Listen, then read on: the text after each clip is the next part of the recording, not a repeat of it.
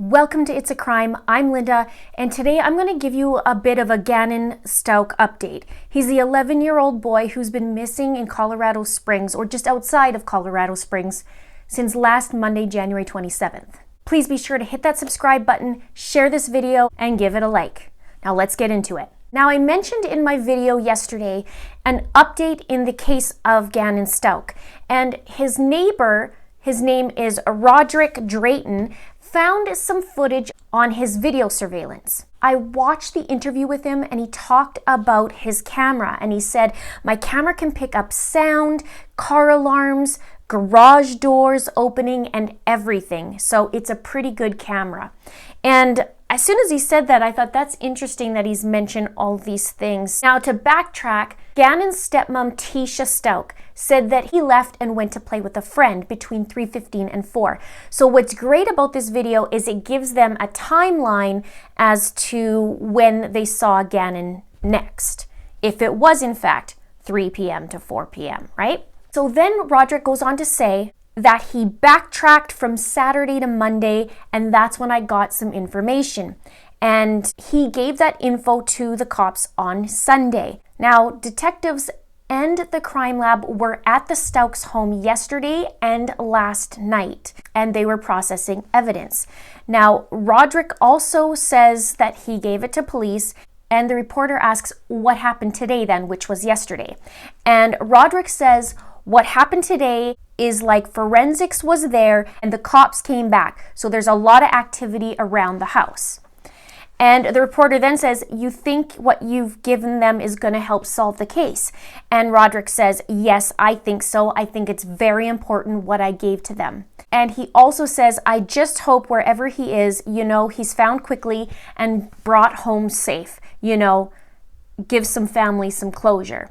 I'm starting to think more and more about, okay, he finds his footage, he's the neighbor, and I know he mentioned he was staying all night up because it was really bothering him. He finds the footage and then brings it to Gannon's dad, Al. And he also said, I couldn't sleep, so I just stayed up and I started looking through surveillance footage. And he said, I looked through on my tablet. Then he says also that he looked on his TV to be sure. So obviously it was something. Here's where it gets interesting. Media wasn't supposed to release anything. Now I've read a couple of sources where it says what was on the video. And it says the video apparently showed stepmother Latecia and Gannon Stauch get into a red truck in the driveway of their residence around 10:15 a.m. on January 27th, which was the Monday. And we know also that Gannon was not at school that day. And it says around 4 hours later, which would be about 2:15, Latecia drives back home in the truck, but she was alone. So this is a huge thing. So around 2:15, I'm saying, because it says about 4 hours later, she comes back home in the truck and he's not with her. Then she says he goes to go play with a friend between 3 and 4 p.m., but she has no idea who the friend is or where he went. Typically, a parent would be like, where are you going and who are you with? Roderick brought this info to Al, and he said Al immediately broke down crying after watching it. And it was stated that he said she lied about the time, he didn't go to a friend's house. And Roderick Dayton also said that investigators told him that this was the footage they need for a break in the case. However, they also said that it's only a piece of the investigation as a whole. And the spokeswoman, Jackie Kirby, said this is one piece in a very, very, very large puzzle. So as I mentioned, they were back in the Stauch's house last night, searching and gathering evidence. Now, I'm going to talk a little bit about Tatia's interview and what I noticed, and also talk about some of my viewers who did watch the interview as well and made some comments under my video. Now, right away, she introduced herself as Latecia Stauch, and she says, which is Gannon's stepmother? And I thought that's kind of weird. Usually it would be, I'm Linda, I'm so-and-so's mom, I'm so-and-so's right? But instead, it almost like she distances herself, saying which is Gannon's stepmother. So she's has that distance, kind of like when you see other people calling them the kids rather than my kids. You could see that also in Chris Watts' case. Not that I want to compare that right now. Lord knows I don't need more comments. But just notice that she said which is instead of I am. And when the reporter asks her about Gannon, she mentions how she can't say anything about the case, but she said that the community should work together and not make false accusations. And she also talks about that's why she hasn't been helping, because she's gotten death threats, and at the time she counted over 20. She goes, and 2, my husband's ex-wife is living in our home, and of course I'm not coming home to do these things and to help with the family when I was kind of told that I couldn't. That's what she said. In that interview, she goes on to say that many things happened with the El Paso Police Department, and they said that she wasn't complying. She said she was denied an attorney, and she said during the interview they were blocking the door and said she couldn't leave, couldn't go to the bathroom, couldn't get a drink of water. She says, my constitutional rights were violated. She said she wanted an attorney because she said there were tactics in their questions, and she said that she felt like she needed some help with some of the vocabulary and understand what they are asking her. Then she says, I took care of Gannon for the last 2 years in our home because his mother didn't want to do it, and I would never, ever, ever hurt this child. So you can see with that comment that she has animosity towards the mom.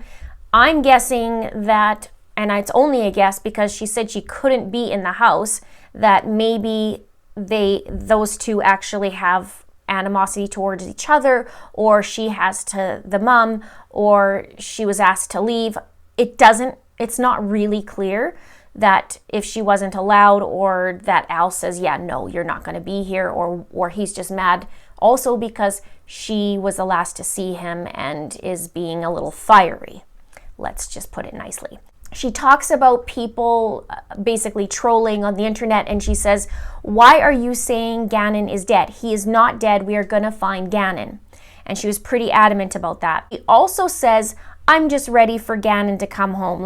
Almost like it was an inconvenience. I'm just ready for him to come home. She said, most importantly for him to see his family. But second, I'm going to be ecstatic when I'm able to say to the people that I hope that they have a really sincere apology for these theories that have come out online.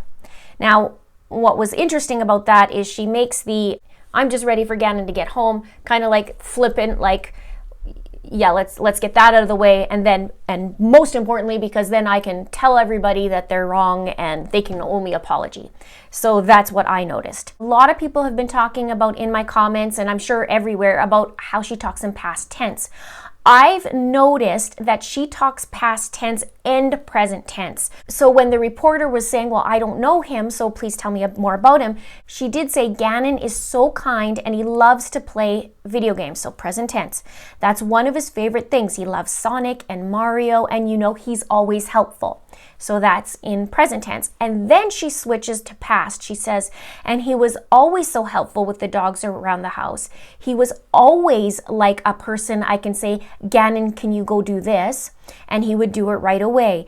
And she also says, he was so sweet and able to help anyone. He could notice when you're sick and say, are you okay? And such a kind heart. So she flips between the present and the past. Now, I don't know too much with the past. If she's just thinking because now he's no longer home, she's saying that past tense because he was helpful when he was home, or the latter. And this is going to cause a lot of comments, which is okay. What do you think? Let me know in the comments below. Then the reporter asks about the hike that she went on. She does not answer immediately. She says, you know what? I'm going to go grab my daughter and she can vouch for me, pretty much is what she said. And so what she actually said was, could we bring my daughter up here? Because she can go and say that she came home from work after the hike and she can verify that Gannon was at her home. And then she says to her, and this kind of seems like coaching, she says, because they want you to verify if Gannon was home after the hike, because you didn't go on the hike, but you came home from work. And then you can hear the daughter ask, do you want me to just say yes? And Latecia says, no, just answer the question. Yes, you came home from work and you can verify that Gannon was at home. Now, this entire time, her back is against the camera, so you can't see her, except for when she goes to grab her daughter and comes back, you could totally see what she looks like. And then the daughter comes up and says, I came home later that evening, I was at work, and I can verify that he was there that night. And that was about it. And then the reporter asks, do you have a message for Gannon?